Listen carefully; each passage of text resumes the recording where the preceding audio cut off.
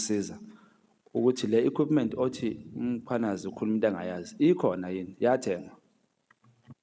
No, ayikho. Akazithengwa futhi. So akuna Paul O'Sullivan owakusiza ukuthenga equipment. No. I-relationship yakho no Paul O'Sullivan injani? Paul O'Sullivan, I know him very well. I know him very well. I've been operating in Gauteng for many years, and then he's one of the active role players in terms of crime fighting. He reports crime, people report to him, he reports to the police, and look, Paul O'Sullivan contacts everybody. Even if you are the National Commissioner, you will get an email from Paul O'Sullivan. He's not my friend. I've never been to his house. He's never been to my house. I've never gone to a restaurant with Paul O'Sullivan where we sat and we drank tea or coffee. What Paul O'Sullivan is all about is that he's a forensics expert. He receives many information that he processes and even relay to the police. Just like your Mike Bolhayes, your Thomas Chat, these are the people that are active in the crime fighting system. They are there, you can't avoid them, and you can't wish them away. Welcome back to SA Political Lens. Today we're joining the dots between what General Shadrach Sibiya said, confirming he's close with Paul O'Sullivan, and the two names he casually dropped, Mike Bolhuis and Chad Thomas. Because when you connect all these pieces, it starts to look less like coincidence and more like a possible syndicate. Exactly, John. He spoke about Paul O'Sullivan like he's some kind of hero, saying he's an active role player in crime fighting, and Paul contacts everybody. Now, we already knew they were close, but what's raising eyebrows are the other two names he mentioned.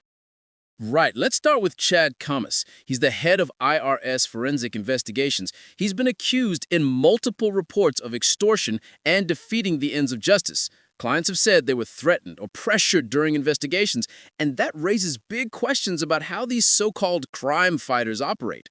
Now, Chad often works with his alleged wife, Glenda Paul. It's been alleged that she was once fired by a previous employer for leaking client information to Zunaid Moti. And it's also been said that Chad himself works closely with Moti. And that's where things start getting spicy, John, because now we're hearing that Sibiya, Paul O'Sullivan, Chad Thomas, and even Mike Bolhuis all seem to have one common name linking them somewhere in the background, Zunaid Moti. If you think about it, these are all powerful people in security and investigations, and if they're all somehow connected, then maybe, just maybe, we're not talking about individual players anymore. We're talking about a network. Now, let's talk about Mike Bolhuis, another big name Sibiya dropped. Bolhuis had his own controversies. He once pled guilty to insurance fraud, which affected his ability to register with the Private Security Industry Regulatory Authority. He was also accused of firearm-related offenses for allegedly distributing private firearms to his team. And let's not forget, he was removed from his TV show after using a racist slur in a voice note. So when Sibiya mentions Bolhuis alongside Paul O'Sullivan and Chad Thomas, people with their own controversial histories, it paints a very interesting picture. Yo, John, imagine that. All these men with money, influence, and power in the same sentence, and somehow Zunaid Moti's name always sneaks into the story. It's wild because Moti himself has faced so many allegations, from fraud to shady business dealings, yet somehow he always seems protected. Exactly, Sarah. And here's what stands out for me. Sibiya didn't have to mention those names. He could have just said, I work with investigators. But the fact that those specific names came to his mind means something. It shows familiarity, it shows trust, and maybe even shared interests. Because if you line them all up, O'Sullivan, Bolhuis, Thomas, and Moti, you start seeing the same circle of influence that keeps showing up in stories about law enforcement, investigations, and corruption. Exactly. And that's why people must pay attention. We're not saying they're guilty of anything, but we're saying connect the dots. The same names, the same networks, the same crime-fighting language, but somehow crime still thrives in this country. And that's what SA Political Lens is about.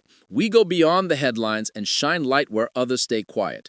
So Mzansi, do your own digging, ask questions, and keep watching who protects who. Because sometimes the ones fighting crime are the ones controlling it. Yo, John. Every time we think we've reached the end of the story, another layer pops up. Until next time, I'm Zancy. Stay sharp, stay curious, and remember, silence protects the powerful.